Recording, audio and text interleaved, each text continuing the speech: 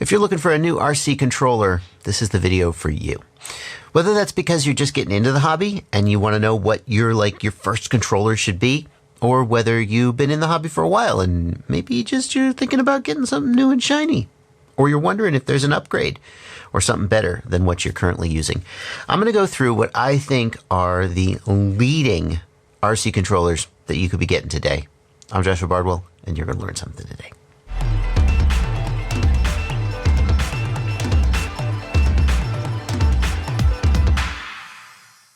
I want to start this video with the radio that I have been using, yes, as my daily driver for the last few months, basically ever since I got it. And I hesitate to make too big of a deal about that because when I switched away from the FrSky Tyrannus X9D to the Jumper T16, I made a big announcement. I'm switching. It felt like a really big deal to me to switch away from FrSky. More about why there's no FrSky in this video, maybe a little later in the video. It felt like a big deal to switch away from FrSky to this unknown quantity. Jumper, who are they? Is it? But the value of the Jumper T16 was, emphasis was, so good at the time that I felt like it was a strong move.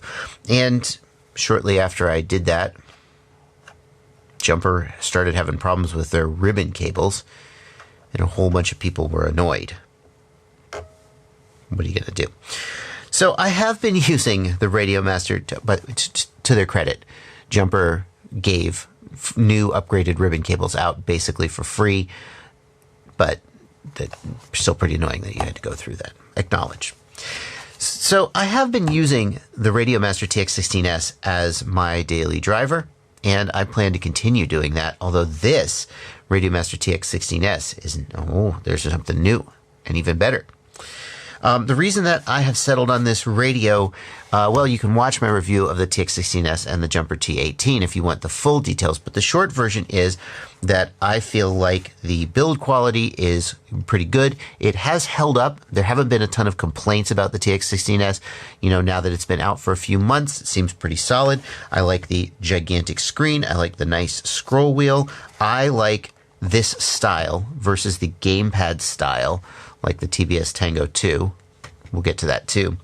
And this has just been a really good radio for me. But there is an upgraded version of this radio. So this radio will cost you about $160 if you buy it just as is.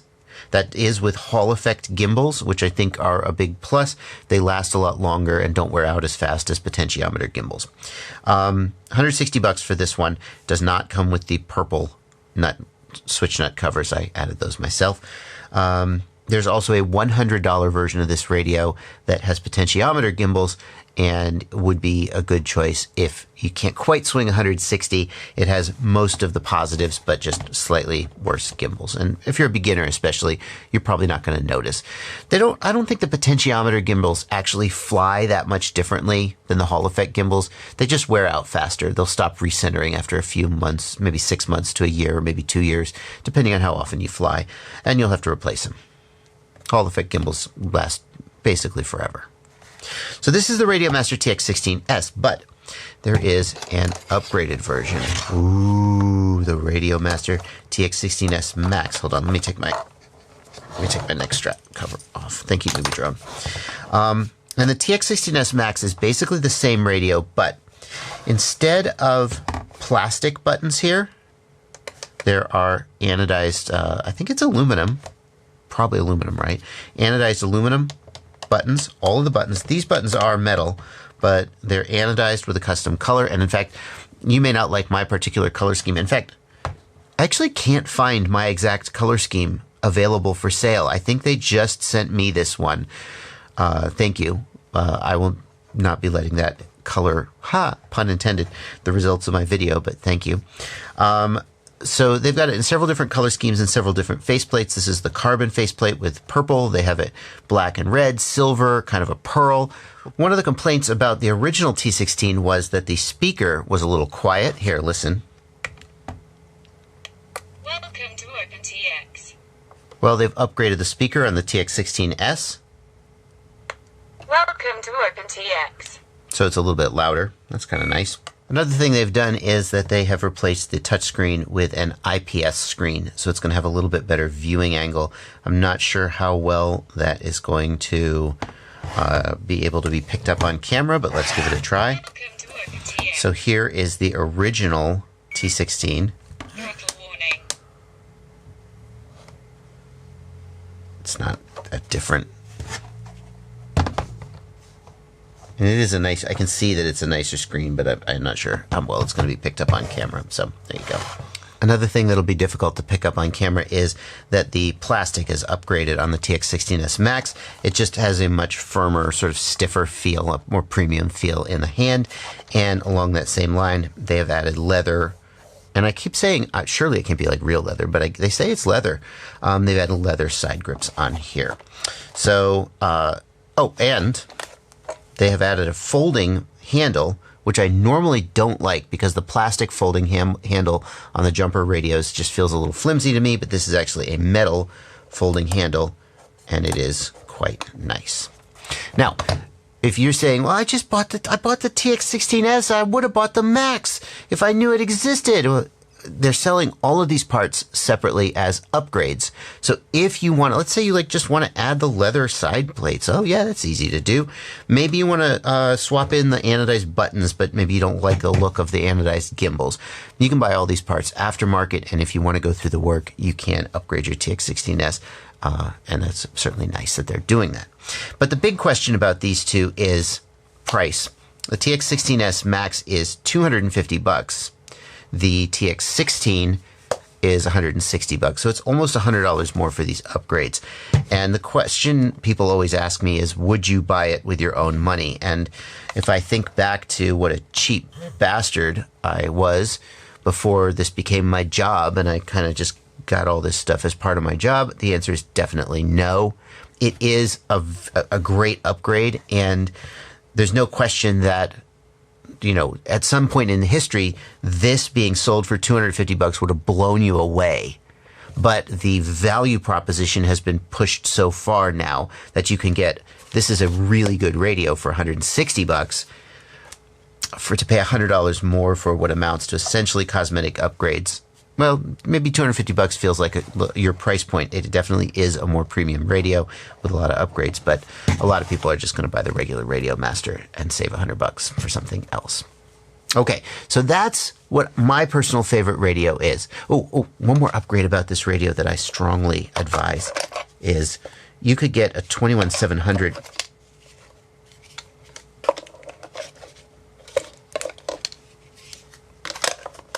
I just forgot which battery pack was in there. There's 21700s in there? Oh, this is before I switched to the Max. You can get this Race Day Quad's 5,000 milliamp hour battery pack.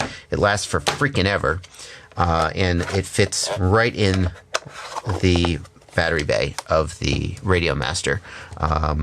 These 21700s are lasting for freaking ever too. I guess I'm not complaining about them, but there are a lot of people out there who are wondering, what about Jumper?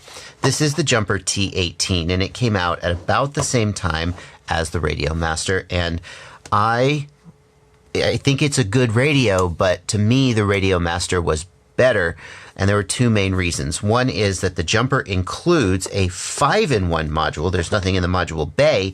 The 5-in-1 module is actually built in. You can see this antenna says 915 megahertz. It has a built-in 900 megahertz radio that is compatible with FrSky R9. And to me, that wasn't a feature I really cared a lot about, because FrSky R9 is a little bit of a hassle with all the different firmwares, and flashing the receivers is a pain in the butt. And I was concerned that at some point in the future, FrSky would lock out the open source project and prevent them from being compatible anyway. That hasn't happened, but it was just not something I felt great about. I would, especially because Crossfire has come down in price. Crossfire is very close in price now to FrSky, and I feel like it's just a much better deal. So I wasn't too excited about that. And the fact that they put the 2.4 gigahertz antenna inside changed the way I felt like it gave less range. Some people say that it's actually more range in front of you, but less range behind you. So you got to hold the radio like this instead of like this. I don't know. I wasn't a fan of having the 2.4 gig antenna on the inside. So I wasn't a fan of the T18, but T18 has released a radio without the 900 megahertz module in it. It's just the 2.4 gig module. So it compares very closely to the RadioMaster, and it is similar in price.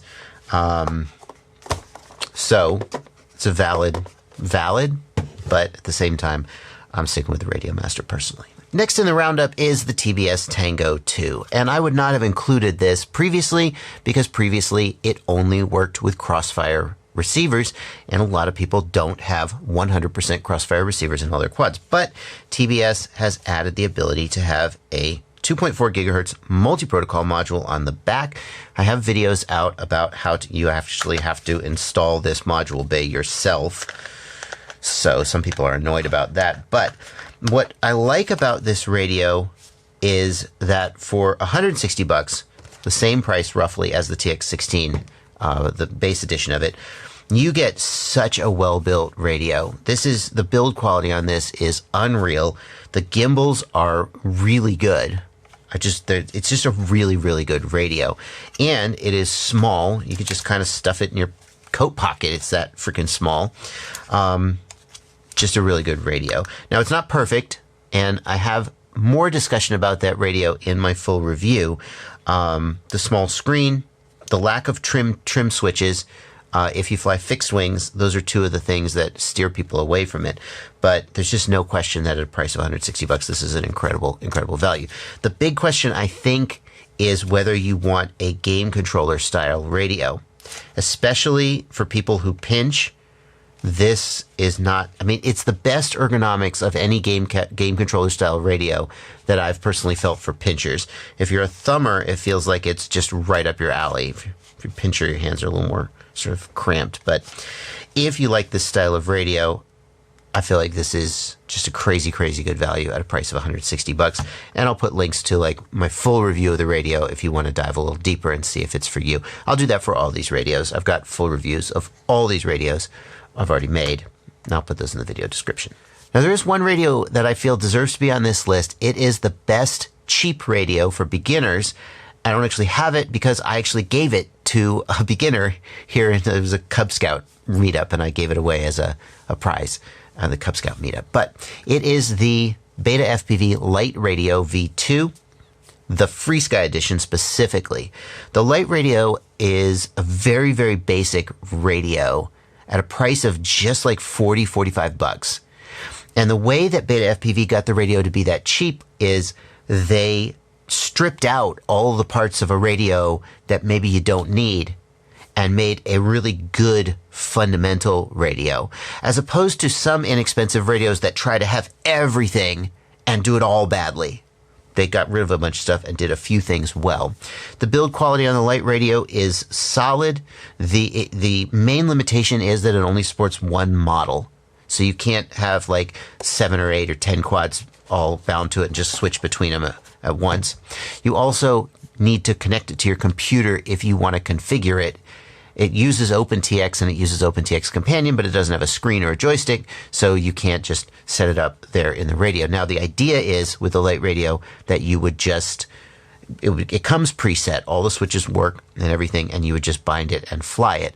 And at a price of just $45, it's really crazy good value. You can even plug it into your computer and play simulators with it.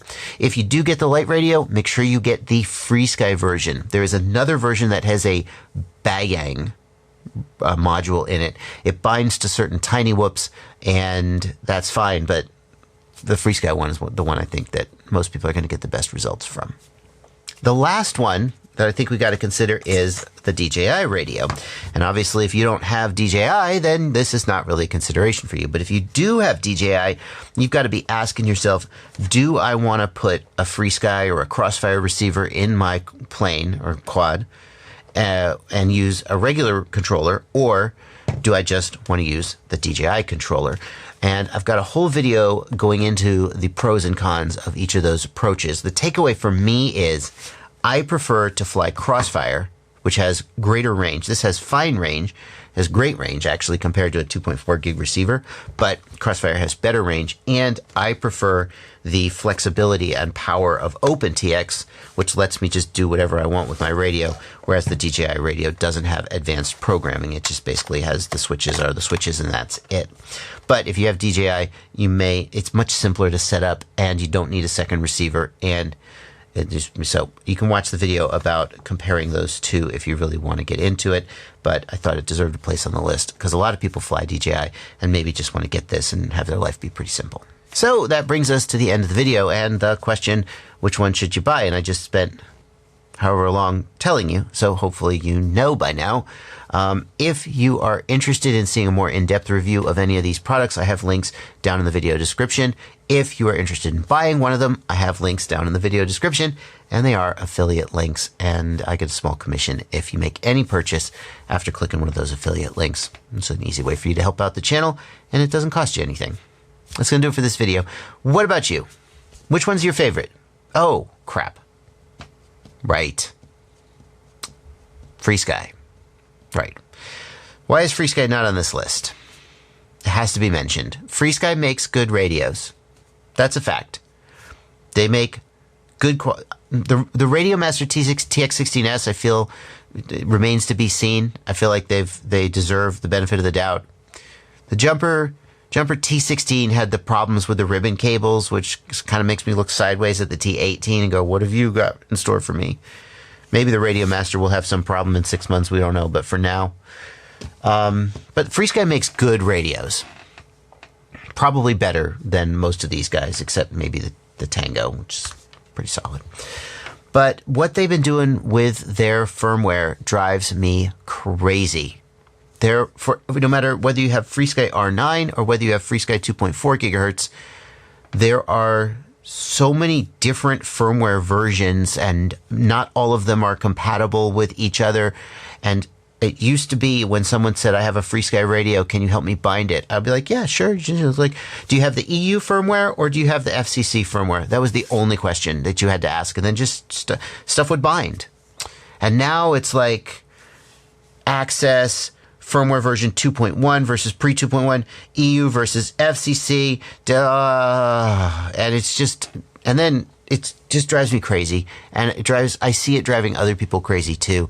And it would be great if you could flash FrSky receivers over the air, but you can't even do that. Like, the fix is to download the firmware and flash the receiver and flash the controller with compatible firmware, and then they'll just work. But you can't flash them over the air. You have to plug them in. Sometimes you have to solder to them. Maybe someday I will change my tune, because FrSky have released a new series of receivers called Archer receivers. And the Archer receivers come with over-the-air firmware updates, and they come with the Access firmware pre-installed. And when the time comes that all these other receivers sort of fall off and aren't as popular, maybe I'll change my tune. Maybe the same thing will happen for FrSky R9 with the over-the-air firmware updates. But for now, it's hard for me to recommend somebody get a FrSky radio because the receiver ecosystem is so freaking confusing and frustrating. And why would you want to deal with that? Should just get Crossfire. Seriously. Just get Crossfire. Or Ghost. Or Immersion RC Ghost. The firmware updates are easy. Just binds. Binding is easy. Firmware updates, no problem. No nonsense, no BS. Just works. That's going to do it for this video. Thank you so much for watching, and happy flying. What are you doing in here? The least you could do is subscribe or join my Patreon, or like, just here's another video I picked out for you. Jeez.